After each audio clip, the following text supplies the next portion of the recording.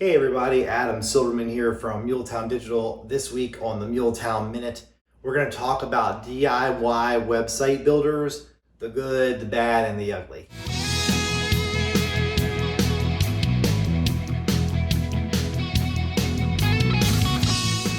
So this Muletown Minute might be more than a minute long. I just warned you ahead of time, but if you stick with me here, I promise this will have some value as you're considering your options for how to actually build your website. So regardless of whether you're a DIYer or you're hiring an agency or a freelancer or how you go about your website, the tools actually will make a big difference for you once your site is live with how you're able to drive traffic to the site. So there are lots of options on the market for DIY builders, and some of the quick ones that come to mind, which I'm not a huge fan of, are Wix and Weebly. So those guys are typically included with big hosting company providers. They'll give you a free Wix or Weebly site. The thing with those sites is they're fairly easy to put together, but they are highly inflexible. They're just rigid in the way they're put together. They're very hard to work with beyond a very simple website. And it gets even harder when you try later to do SEO work and to drive traffic into your site. Those really honestly fall apart. Another one that falls in that space is a builder called Duda. Duda technically works fairly well.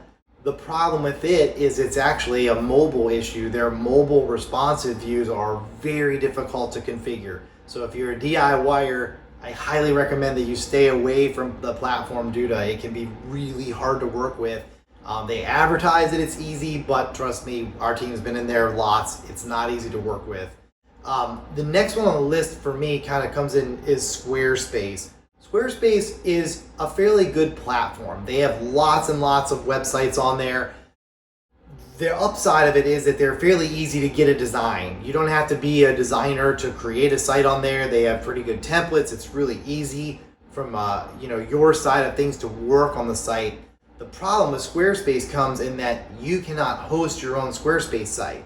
So what happens is you're limited by the platform's hosting, which for most people in a very small business, it's not a big deal. But when you're trying to drive 1, 2, 3, 5, 10, 20, 30,000 visitors into your site to get conversion or to get people to sign up or to buy from you or to find you, that becomes extremely limiting. So you get the speed you get. You can't speed it up. You can't change providers. You don't own your website. They own it. So if Squarespace goes away, that's the end of your site.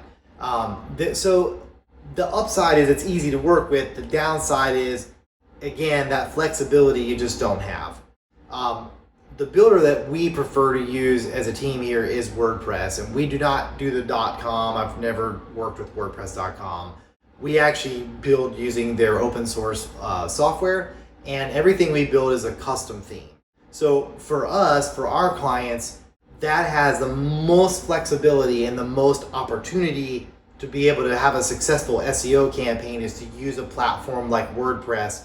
Again, if you're not going to hire an agency, you want to DIY it, they have premium themes that you can buy that work similar to how Squarespace works, but you have the advantage in WordPress of being able to get a content delivery network, to be able to get your own certificate for security, to be able to do all the things that you need to do with your website once it goes live. The design part's only one piece. There's all the after launch stuff that is very hard to do with Squarespace. It's very easy to do with a platform like WordPress.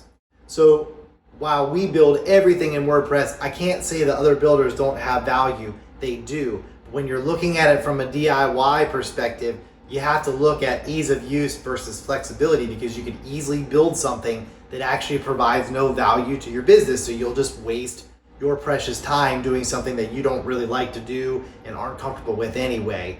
Our approach with WordPress is let's customize it to the best of our ability, have all that flexibility. If it's enterprise level or small business level, it doesn't matter. But the reality is when we go to drive traffic in, we're not hitting the ceiling that that company allows us to hit. We can expand our hosting and you can have as much traffic as you want. So there's a lot to unpack in there. There's a lot to go through when you look at builders. Make sure you do your research and understand if you're going to build it yourself, Make sure you know the ups and downs of each platform before you decide. If you're hiring an agency, make sure you know what platform they're going to use and what the ups and downs of that are, because as a business owner, you could easily get trapped by building in the wrong environment. I hope this is helpful, and always have a great week and let us know if we can help you.